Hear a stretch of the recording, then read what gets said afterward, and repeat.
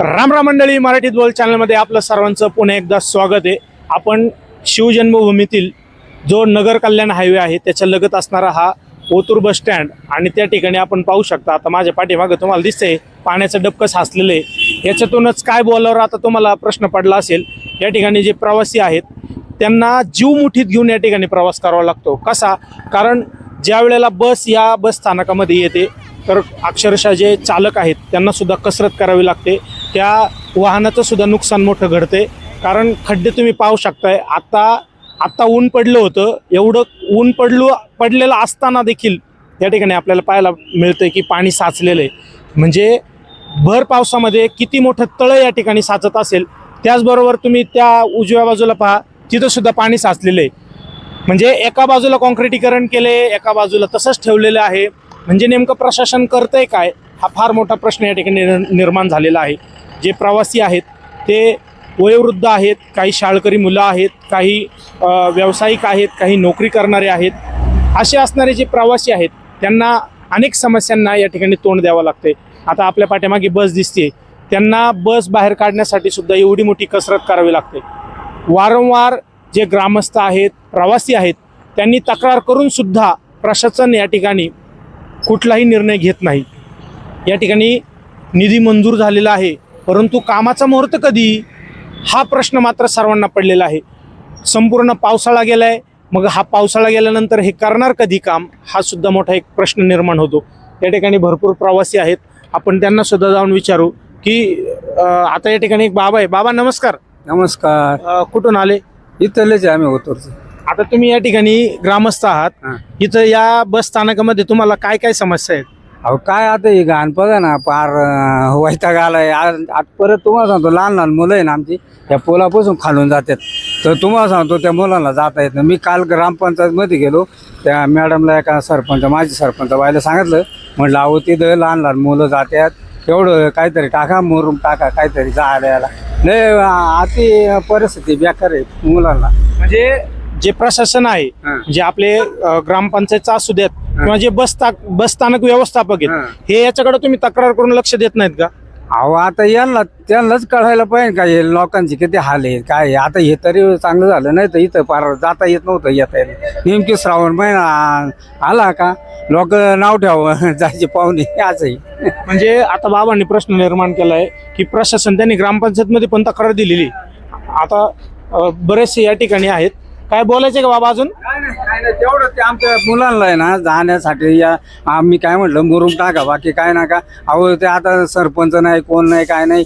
म्हणलं ग्रामसेवकनी तरी काल नाही भेटला, मी त्याची गाठ घ्यायला गेलो होतो, म्हणलं निदान मुरुम तरी टाका, काहीतरी करा म्हटलं, नाही का। लहान पोरं जाते येते तो लय आम्हाला वाईट वाटत, ते पोरांचं एखादं पडलं जडलं किती त्रास आहे मुलांना। बाबांनी प्रश्न उपस्थित केलाय की लहान मुलं जातात तिथं, आता ग्रामपंचायत बरखास्त होऊन म्हणजेच त्या ठिकाणी आता प्रशासक आहे आणि प्रशासक सुद्धा जर काम करत नसेल तर फार मोठा प्रश्न आहे। आता या ठिकाणी प्रवासी, इथं एक तरुण आहे, त्याला पण विचारूयात की मित्र तू कुठं चाललाय? कल्याणला चाललोय। कल्याणला? कुठला आहे तू? ओतूरचा। ओतूरचा मुलगा आहे, कल्याणला चाललाय। तू या ठिकाणी प्रवास करतोय, नेमकी या बस स्थानकाची आता अवस्था पाहिली तर पाणी साचले, मग तू काय सांगशील? ते करायला पाहिजे ना, ग्रामसेवकांनी करायला पाहिजे आहे ते। आता हे जे बस व्यवस्थापक आहेत, तुम्ही तिकीट पाडतो, मग प्रशासनाचं हे काम नाही का? आहे ना, काम आहे ना। आता हा तरुण आहे, हा सुद्धा सांगतोय, बाबा सांगतायत। आता या ठिकाणी बरेचसे आहेत आणि इथं एक बाबा पण आहेत, आपण त्यांना विचारूयात की बाबा नमस्कार। नमस्कार। कुठं निघालेत? मुंबईला। आता या ठिकाणी ओतूरचे बस स्थानक आहे, प्रमुख बस स्थानक आहे। या ठिकाणी जवळजवळ 150 ते 200 एसटींचे फेऱ्या होतात। मग ही अवस्था तुम्ही पाहिली, आता चिखल, पाणी साचले, काय सांगाल? काय सांगणार आता, शासन तुमचं लक्ष येत नाही, काय सांगणार? आता हे जे बस व्यवस्थापक आहेत त्यांना तुम्ही काय तक्रार केली की नाही? नाही, त्यांना काय करतो? बाबा म्हणतात आम्ही काय तक्रार केली नाही, कारण त्यांना एक लक्षात येते की कशा पद्धतीने आता या ठिकाणी एक आजी आहेत, तुम्ही पाहू शकता, वयोवृद्ध आजी आहेत। नमस्कार आजी। काय झालं? कुठं निघाले? घरी चालले। कुठं चाल? बरं, तुम्ही आता इथं पाणी साचले, खड्डा आहे, चिखल झालाय, एसटीचं जे आगर आहे त्याच्यामध्ये तुम्ही पाहिलं ना ते चिखल? पाहिलं ना बाबा, चालतायत। मी तेच त्या बाईला सांगत होते, बाबा काही नको घेऊ माझ्या. नाही बोला ना तुम्ही. आजी या ठिकाणी बोलायला लाजत आहेत, पण आपण पाहू शकतो ताई पण बोलत नाहीत. पण त्या बोलत जरी नसल्या तरी त्यांच्या प्रत्येकाच्या मनामध्ये हाच प्रश्न आहे की प्रशासनाला जाग कधी येणार, याला मुहूर्त निघणार कधी, जर निधी मंजूर झालाय मग का काम होत नाही, आणि हा जो चिखल आहे हा कधी जाणार आहे. तुम्ही पाहिलं तर दुर्गंधी, अक्षरशः दुर्गंधी त्या ठिकाणी तयार झालेली आहे, वास येतोय. मच्छरांमुळे सुद्धा जे रोग या ठिकाणी पसरण्याची दाट शक्यता आहे. तर प्रशासनाने याची लवकर दखल घ्यावी. आपण आता जे या बस स्थानकाचे जे व्यवस्थापक आहेत त्यांच्याकडे आपण जाणार आहोत आणि त्यांनाच थेट सवाल करूयात की या ठिकाणी तुम्ही जी व्यवस्थापन करतायत ते नेमकी व्यवस्थापन करताय काय, फक्त बस येणं आणि जाण्याची नोंद करताय का, मग या ठिकाणी प्रवाशांना होणारा त्रास याची तुम्ही दखल घेणार नाहीत का, हा प्रश्न आपण त्यांना जाऊन विचारूयात. तुम्ही पण चला, हे जरा हे हातात धरा ना, हे जरा ना. या ठिकाणी आपण बस व्यवस्थापकांकडे आलेलो आहोत. आपण त्यांना विचारूयात. नमस्कार सर. नमस्कार. आता आम्ही या आपल्या आगारामध्ये प्रवेश केला, त्या ठिकाणी प्रवेशद्वारापासून तर तिथं बरंचसं पाणी साचले, चिखल झालेलं आहे. त्या व्यवस्थेबद्दल तुम्हाला तक्रार आतापर्यंत आले नाहीत का? नाही तक्रारी आलेले आहेत, पण मग काम चालू आहे ना. आता यासाठी बराचसा निधी पण मंजूर झालेला आहे, बरेच महिने झाले त्याला, मग मुहूर्त कधी? मुहूर्त आता बघू. आता ग्राम आपले सरपंच ते चालू आहे त्यांचं काम.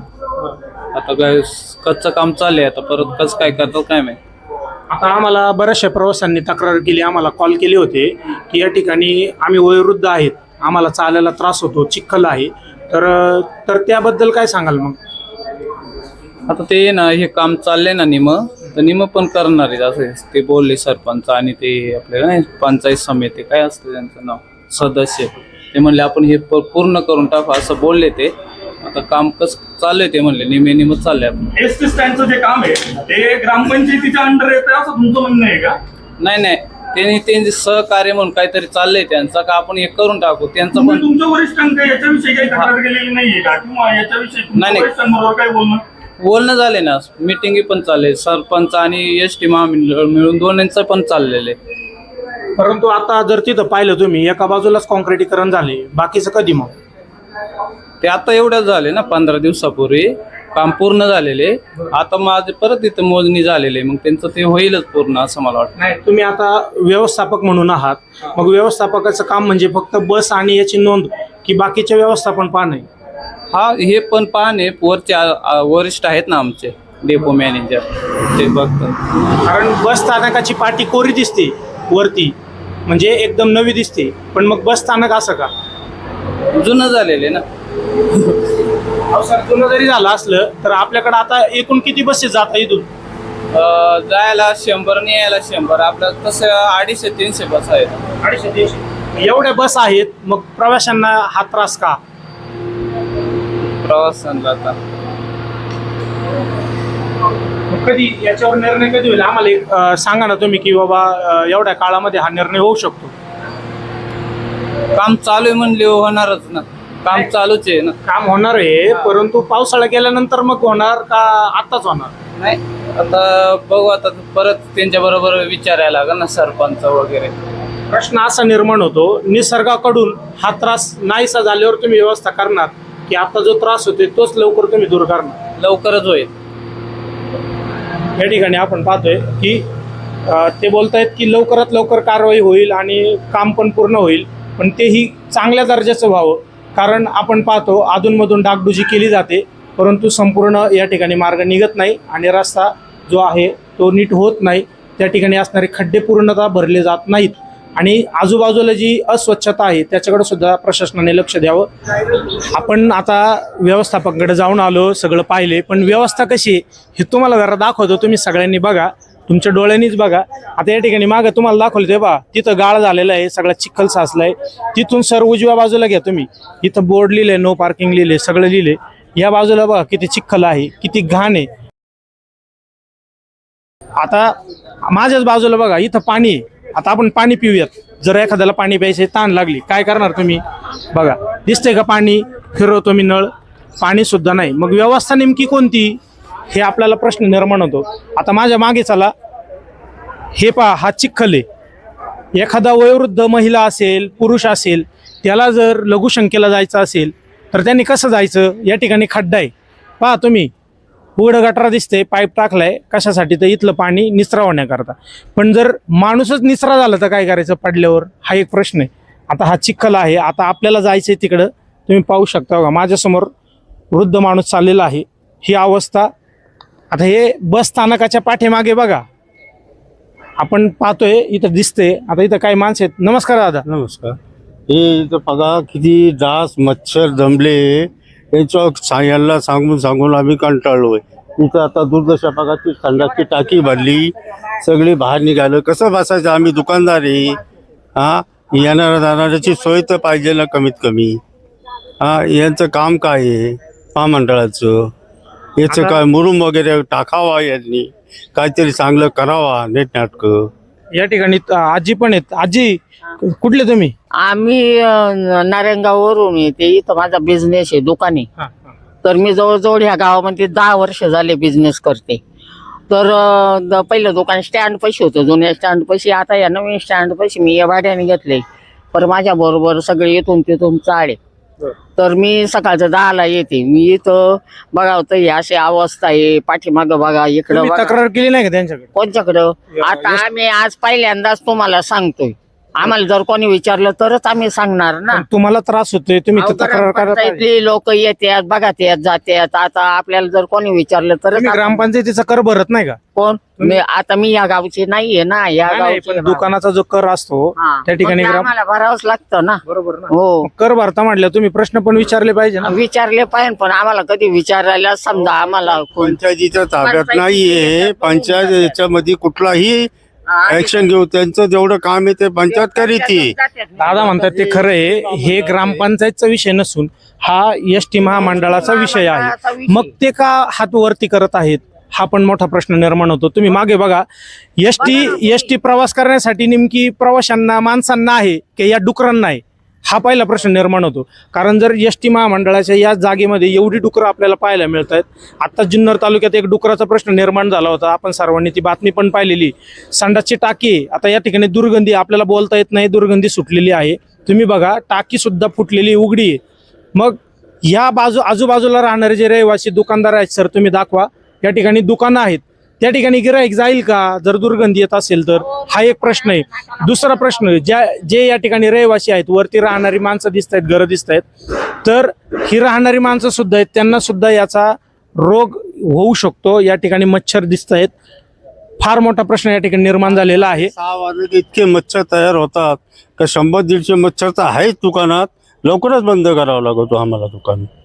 बघा, आता या ठिकाणी ते दुकानदार आहेत, ते सुद्धा प्रश्न निर्माण केला त्यांनी की दररोज संध्याकाळी 6 वाजल्यानंतर एवढे मच्छर येतात. तर येतात कशामुळं? तर या ठिकाणी टाकी उघडी आहे आणि बस स्थानकाच्या लगोलग मागे तुम्ही पाहू शकता ती अवस्था दाखवा बस स्थानकाची. त्या ठिकाणी एक पिंपळाचं झाड उगलंय, ते गवत किती दिसतंय, हे इमारतीवर गवत दिसतंय, खाली तर घाण आहेच. मग प्रशासनाला जाग कधी येणार? आणि जो या ठिकाणी विकास कामाकरता जो निधी येतो, मग हा निधी जातो कुठं? हा पण एक प्रश्न निर्माण होतो. हा निधी मला वाटते या ठिकाणी जो पाणी निचरा करण्यासाठी पाईप टाकला तिथं तर जात नाहीये ना. हा फार मोठा प्रश्न निर्माण झालेला आहे आणि याची उत्तरं लवकरात लवकर प्रशासनाने द्यावी ही आमची सर्वांच्याच वतीनं, ग्रामस्थांच्या वतीनं नम्रतेची विनंती असणार आहे. तालुक्याचे जे लोकप्रतिनिधी आहेत त्यांनी सुद्धा या गोष्टीकडे लक्ष देणं फार गरजेचं आहे. कारण हे बस स्थानक सामान्य नाही, हे नगर कल्याण हायवेला लगत असणारं तब्बल 100 ते 200 बस या ठिकाणी फेऱ्या मारतात, या ठिकाणी येतात. हे व्यवस्थापकांनी स्वतः सांगितलेलं आहे, म्हणजे याची नोंद आहे. मग एवढ्या बस येत असतील, मग त्याच्यात प्रवासी किती येत असतील? मग एवढ्या प्रवाशांना तुम्ही आपल्या जुन्नर तालुक्यातलं हे विकास काम दाखवणार आहात का? हे जे आता दिसतंय हे विकास काम तुम्ही मुंबईपर्यंत हे पोहोचवताय का? हा फार मोठा प्रश्न निर्माण होतोय. याची सर्वात लवकरात लवकर दखल घ्यावी हीच आमच्या वतीनं विनंती असणार आहे. धन्यवाद.